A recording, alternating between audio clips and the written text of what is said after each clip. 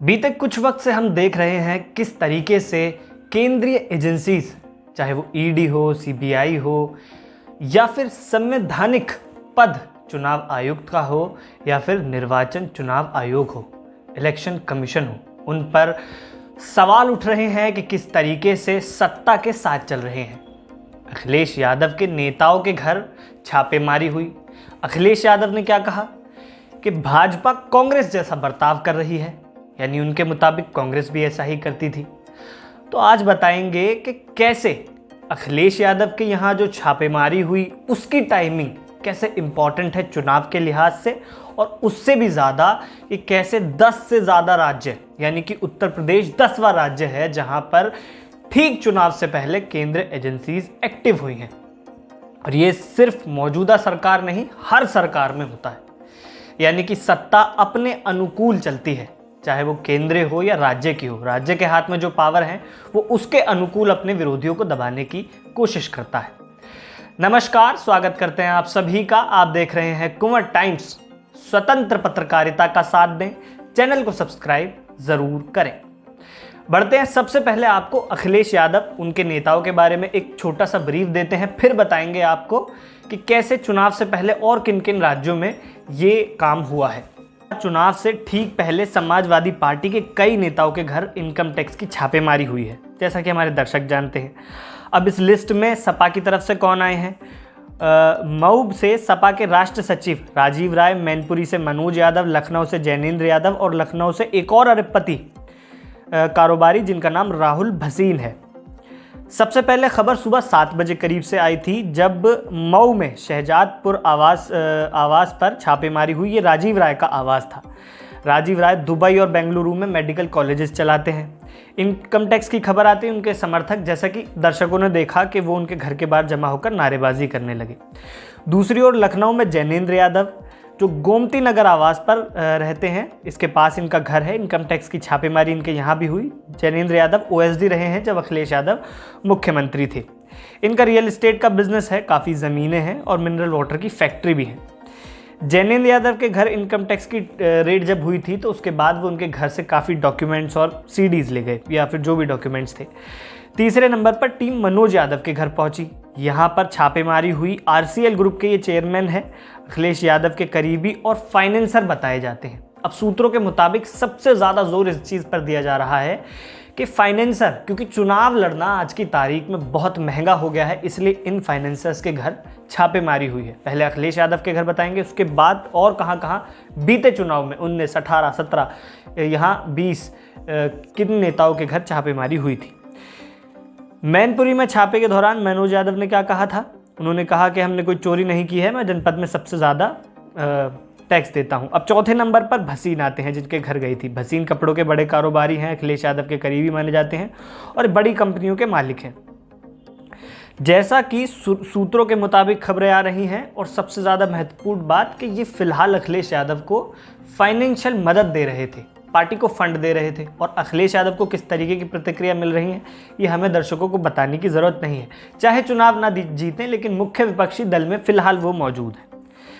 अब इसके बाद अखिलेश यादव का भी बयान आया। अखिलेश यादव ने क्या कहा? उन्होंने कहा कि भाजपा के पास अब कोई और रास्ता नहीं है, और रही बात छापेमारी की, तो जिनके घर छापेमारी हुई है वो अपना हिसाब देंगे।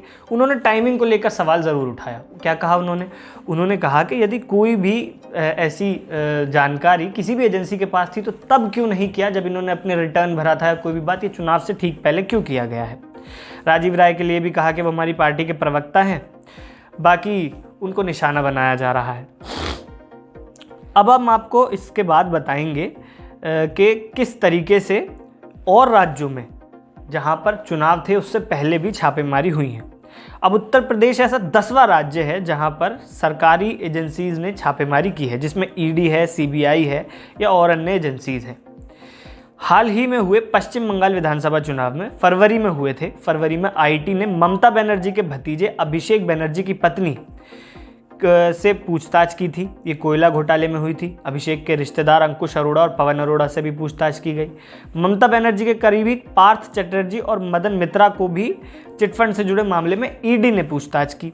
तृणमूल कांग्रेस के विवेक गुप्ता से पूछताछ की गई। इसके अलावा तृणमूल नेता कुणाल घोष और शताब्दी राय की भी संपत्ति ईडी ने कुर्क कर दी। महाराष्ट्र में, ये तो अभी बीते चुनाव जो अभी आपने कुछ महीने पहले देखे, महाराष्ट्र में 2019 में चुनाव हुए थे। यहाँ विधानसभा चुनाव से ठीक पहले ईडी ने छापे मारे थे, जिसमें एनसीपी प्रमुख, जो अभी फिलहाल अघाड़ी गठबंधन महाराष्ट्र में चल रही है, उसके ये मतलब उस गठबंधन में साझा है एनसीपी का। शरद पवार और अजीत पवार एनसीपी से आते हैं। इनके भतीजे यानी कि शरद पवार जो प्रमुख हैं पार्टी के, उसके भतीजे अजीत पवार पर ईडी का शिकंजा कसा था चुनाव से ठीक पहले। इसके बाद मामला राज्य के कोऑपरेटिव बैंक से जुड़कर मनी लॉन्ड्रिंग का हो गया था। 2019 में महाराष्ट्र के नवनिर्माण सेना के प्रमुख राज ठाकरे से भी मनी लॉन्ड्रिंग के मामले में पूछताछ हुई थी। ठाकरे की कोहिनूर कंपनी के 850 करोड़ रुपए के निवेश को लेकर पूछताछ हुई थी। अब ये 2 राज्य तो ऐसे हैं जिसमें बीते कुछ वक्त में चुनाव हुए। अब इससे पहले आपको बताते हैं कि कितने और राज्य थे जिनमें चुनाव से ठीक पहले पूछताछ हुई है। ऑन रिकॉर्ड है ये सारी जानकारी। इस लिस्ट में पश्चिम बंगाल और महाराष्ट्र के अलावा कर्नाटक, जहां पर सरकार कांग्रेस की थी, अब भाजपा की है, गिरा दी गई। छत्तीसगढ़, उसके अलावा मध्य प्रदेश गिरा दी गई, अब भाजपा की सरकार है। आंध्र प्रदेश, तमिलनाडु शामिल है। लेकिन सिर्फ मौजूदा सरकार पर यह आरोप नहीं लग सकता है। ऐसा इसलिए क्योंकि अखिलेश यादव ने एक बात कही। उन्होंने कहा कि भाजपा कांग्रेस जैसा बर्ताव कर रही है। अब क्योंकि जो सत्ता में होता है वो अपने अनुकूल ही काम करता है, तो जैसे भाजपा कर रही है वैसे ही कांग्रेस करती थी। तो सवाल यहाँ उठता है कि इन केंद्रीय एजेंसीज का कब तक दुरुपयोग होता रहेगा। इस सवाल का जवाब मिलना बहुत ज़रूरी है, क्योंकि जब केंद्रीय एजेंसीज ही कठपुतली बन जाएंगी तो फिर न्याय की उम्मीद कहाँ से रहेगी।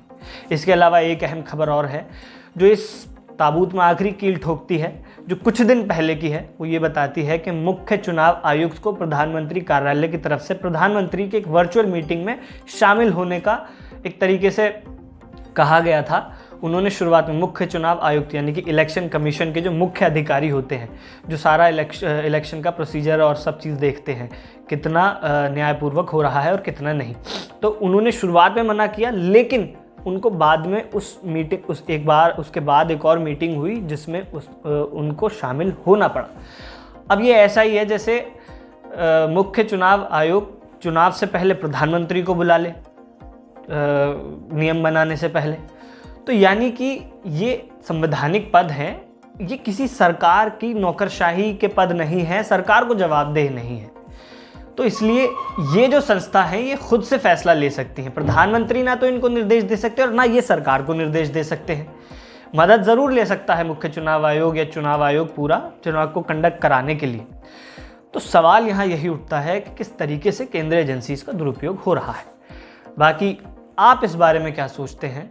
कोई भी सरकार, चाहे किसी की भी हो, मौजूदा हो, पिछली हो या फिर कोई आने वाला हो, किस तरीके से दुरुपयोग करते हैं, कमेंट कर ज़रूर बता कर जाएं। किसी सोशल मीडिया प्लेटफॉर्म पर देख रहे हैं तो मैं फॉलो ज़रूर करें।